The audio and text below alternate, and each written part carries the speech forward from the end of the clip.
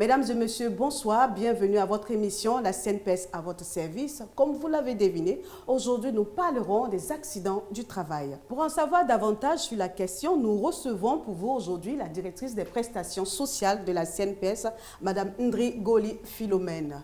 Bonsoir Madame Ndri. Bonsoir Madame Spra. Merci d'avoir répondu à notre invitation pour entretenir les téléspectateurs sur les accidents du travail. C'est moi qui vous remercie. Madame Ndri, comment pourrait-on définir un accident du travail? L'accident du travail, c'est l'accident qui survient, quelle qu'en soit la cause, par le fait et à l'occasion du travail. Pour l'année 2022, à combien se chiffre le nombre d'accidents et sur le plan financier, ce que cela représente? Alors, au cours de l'année 2022, on a dénombré environ 6 000 accidents qui ont été déclarés à la CNPS. Ces 6 000 accidents représentent 40 000 jours de repos et c'est environ 860 employeurs qui ont déclaré au moins un accident au cours de l'année 2022. Sur ces 6 000 accidents déclarés, il n'y a eu qu'un seul accident mortel. Et les dépenses des accidents du travail et maladies professionnelles se sont élevées au cours de l'exercice 2022 à un peu plus de 10 milliards 400 millions de francs CFA. Déboursés par la CNPS. Plus de 10 milliards dépensés par la CNPS pour la prise en charge des accidentés du travail pour l'année 2022. C'est vraiment énorme. Alors, quelles sont les dispositions qui sont prises par l'institution pour faire fléchir ces chiffres-là en matière de prévention, d'accompagnement des entreprises pour réduire considérablement les chiffres en matière d'accidents du travail? La prévention au niveau des accidents du travail et maladies professionnelles est tellement importante dans les activités de la CNPS qu'il y a une direction centrale, la direction de la prévention et de la promotion de la santé et sécurité au travail, qui a en charge la prévention et la promotion des actions qui peuvent réduire considérablement les accidents du travail et maladies professionnelles. Cette direction a pour mission essentielle de sensibiliser et d'accompagner les entreprises dans toutes les actions qui pourront réduire le nombre d'accidents du travail. Vous savez qu'au niveau de l'AISS, l'Association internationale de la sécurité sociale, il y a aujourd'hui la vision zéro, la politique de la vision zéro. Donc cette direction va accompagner les entreprises à la mise en œuvre de cette vision zéro-là qui prône le fait qu'il y ait zéro accident enregistré dans les entreprises. Madame Ndri, quand on parle de prise en charge d'accidents du travail au niveau de la CNPS, qu'est-ce que c'est? La prise en charge d'un accident du travail ou d'une maladie professionnelle par la CNPS, c'est simplement le service des prestations sociales afférentes à l'accident du travail ou maladie professionnelle. Au niveau de l'employeur concernant la prise en charge, est-ce qu'il a des obligations? L'employeur a deux obligations principales lorsque survient un accident du travail dont il est informé. La première obligation, c'est d'assurer les soins de première urgence. La deuxième obligation, c'est de diriger la victime vers le centre de santé de l'entreprise ou le centre hospitalier le plus proche. Les soins de première urgence, pour faire simple, ce sont les soins du premier jour de l'accident. Donc, tous les soins du jour de l'accident sont à la charge de l'employeur. Quand on arrive sur les cas graves, comment se fait la prise en charge au niveau de la CNPS? Aujourd'hui, la CNPS a mis en place une plateforme dénommée ICM, sur laquelle les praticiens, les médecins interviennent, donc sont en interaction avec les médecins conseils de la CNPS.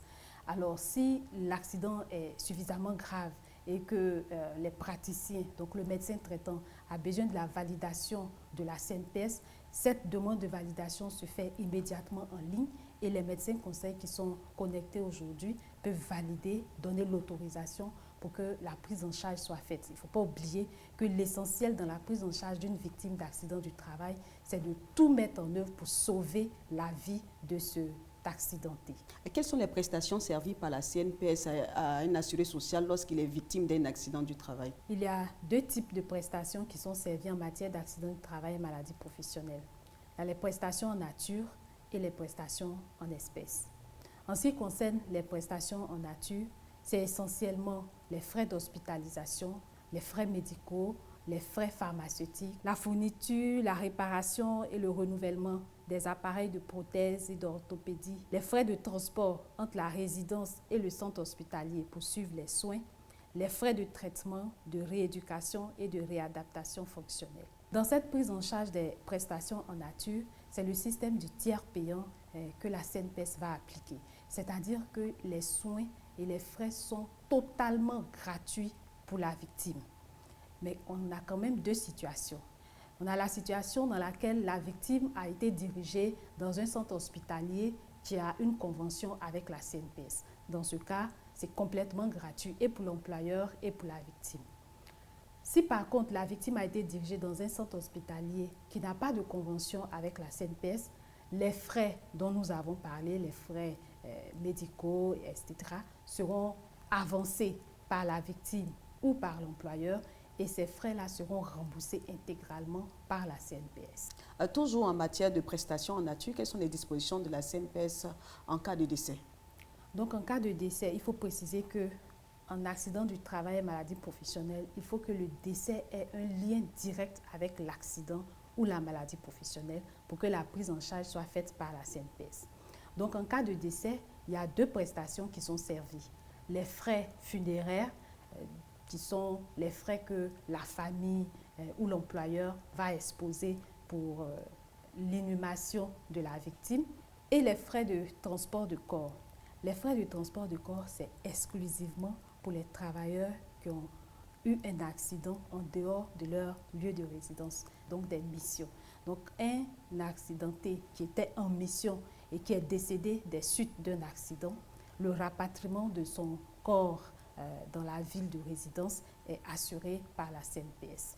Et c'est le même principe, il faut que les frais soient exposés et ensuite les pièces justificatives sont produites à la CNPS pour le remboursement. Alors, quelles sont les prestations en espèces qui sont servies par l'institution? Il y a également deux catégories de prestations en espèces qui sont servies.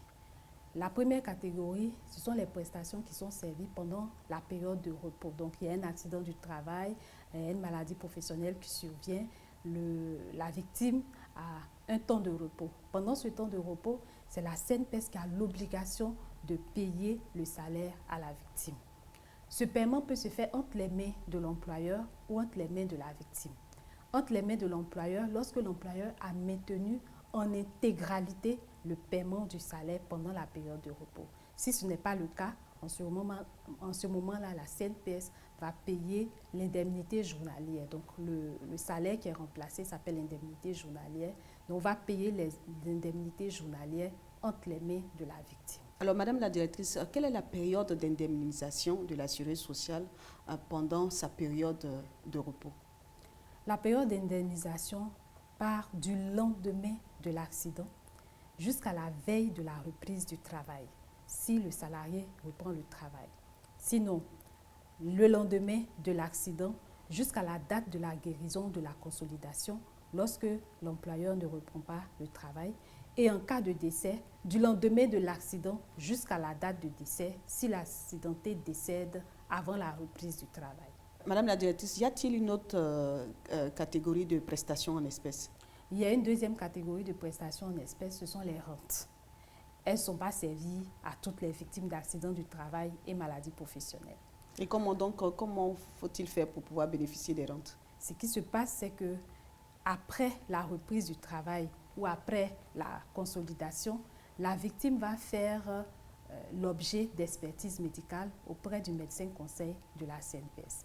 Donc au cours de l'expertise médicale ou à la suite de l'expertise médicale, le médecin conseil va octroyer un taux d'IPP à la victime. IPP qui veut dire incapacité permanente partielle. Ça veut dire quoi? Ça veut dire simplement que la victime n'a pas retrouvé tout son état avant l'accident, donc il a perdu une partie de sa capacité, de sa force de travail. Si le taux IPP est strictement supérieur à 0 jusqu'à 100%, il y a une rente qui est servie. Cette rente, elle peut être selon l'importance du montant, cette rente peut être trimestrielle, elle peut être annuelle ou elle peut être mensuelle pour les accidentés les plus graves. Cette rente est une prestation qui est servie à vie. Madame la directrice, le taux d'incapacité permanente qui est attribué par la CNPS à l'assuré social victime d'accident du travail, est-ce que ce taux est définitif? Non, ce taux n'est pas définitif puisque la victime a l'obligation de se présenter à intervalles réguliers pour se soumettre à une autre expertise médicale qu'on appelle la révision. Donc, à l'issue de cette révision, ce taux peut changer. Il peut être révisé à la hausse ou à la baisse. Donc, c'est vraiment important que les victimes d'accidents du travail connaissent cette disposition et sachent que c'est une obligation de se présenter lorsque le médecin conseil les convoque pour les expertises de révision. Et donc, cela signifie que ce taux de IPP peut varier. Exactement. Le taux IPP peut varier. Donc, ce taux IPP pouvant varier, la rente également peut varier selon que le taux a été soit maintenu, soit révisé à la hausse, soit révisé à la baisse. Vous parlez de rente. Alors, pendant ces 10 dernières années, est-ce qu'il y a eu une révalorisation des rentes qui sont servies aux accidentés? Pendant ces 10 dernières années, on a connu 4 revalorisations de la rente pour maintenir justement le pouvoir d'achat des accidentés du travail et maladies professionnelles. Alors, en 2013, la revalorisation était de 5%, en 2017 de 8%, en 2020 et en 2022 de 3%.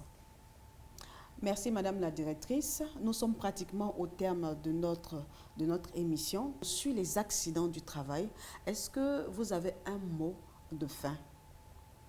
Je voudrais dire que c'est vrai que la CNPS assure la prise en charge à 100% des accidents du travail et maladies professionnelles. Mais le plus important pour la CNPS, ce n'est pas d'assurer la prise en charge des accidents du travail et maladies professionnelles.